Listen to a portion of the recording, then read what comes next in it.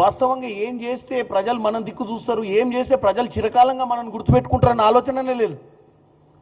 మీరు చేసే దుష్ప్రచారం, మీరు చేసే చెడు ప్రచారం వల్ల ఒక గంట ఎంటర్టైన్మెంట్ కావచ్చు ప్రజలకు. ఓ గంట మీరు ఇచ్చిన సోషల్ మీడియా విజువల్స్, ఈ రాంగ్ కంటెంట్ని మీరు ఏదైతే ప్రాపగాండాని మీరు ఏదైతే ఈరోజు ప్రజలలోకి తీసుకుపోయి ఈ ప్రభుత్వాన్ని మొత్తమే ఇంకా అయిపోయింది, ప్రభుత్వం ఏం లేదని చెప్పే ప్రయత్నాన్ని ఇవాళ తెలంగాణ ప్రజలు అర్థం చేసుకోవాలి. చిన్న చిన్న విషయాలను పెద్దగా భూతద్దర్లు పెట్టి ట్విట్టర్లలో వాళ్ళకి ట్యాగ్ చేసి వీళ్ళకి ట్యాగ్ చేసి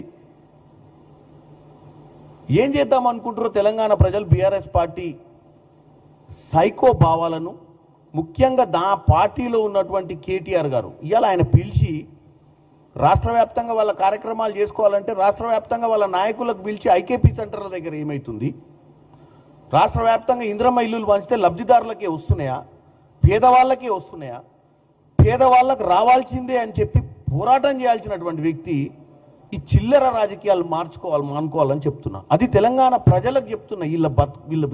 వీళ్ళ దరిద్రపు ఆలోచనలు ఎట్లున్నాయని. అంటే అధికారం ఇవ్వకపోతే, మీరు అధికారంలో లేకపోతే ఎవ్వరు అధికారంలో మంచి చేయొద్దా, మీకంటే మంచి పాలన అందిస్తారేమోనన్న భయంతో 24 గంటల ప్రచారమా? ఇవాళ తెలంగాణ ప్రజలు